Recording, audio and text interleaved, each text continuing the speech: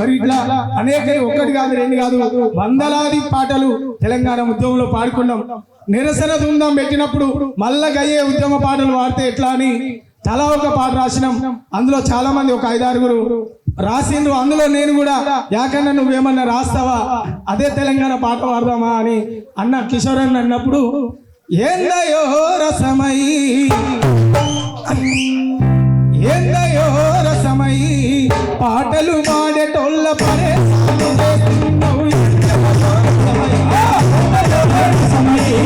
పాటలు పాడేటోళ్ళ పరే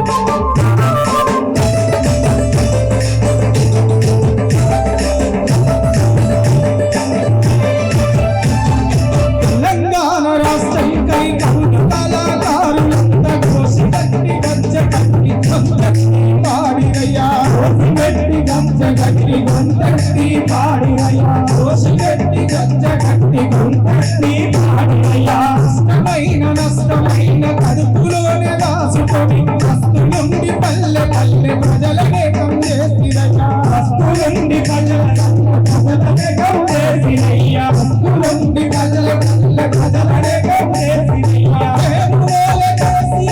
ఉద్యోగాలు ఇచ్చనయ్యా ఉదారి కరుణించకయ్యో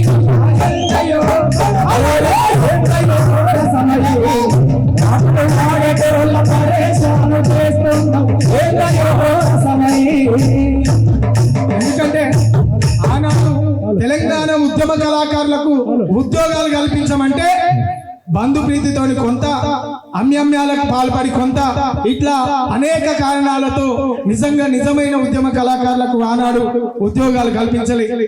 కానీ ఇప్పుడు ప్రజాప్రభుత్వం వచ్చింది, ప్రజాపాలన వచ్చింది కాబట్టి ఆ ప్రక్షాళన కూడా జరగాలి.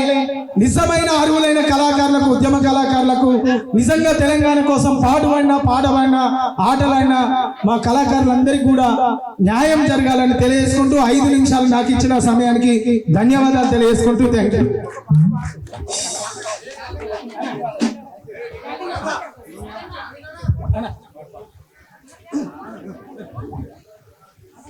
అయితే చాలా అంటే తెలంగాణ ఉద్యమంలో అనేక పాటలు పాడినాం. ఎందుకంటే అందరికీ అవకాశం కల్పించాలనే ఈ పాటల పల్లకిలో మనిషికి 5 నిమిషాలు ఉండాలనేది నియమం నిబంధన కూడా. సరే, నాకు ఇంకొక పాటకు అవకాశం ఇచ్చినందుకు ధన్యవాదాలు తెలియజేసుకుంటూ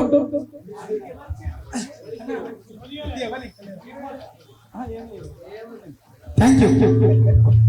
హైదరాబాద్ ఉండేటోళ్ళు వాళ్ళ జిల్లాల నుంచి వచ్చిన వాళ్ళు సమయం దొరకాలి కదా, ప్లీజ్ చప్పలు కొట్టాలి యాకన్నా గట్టిగా.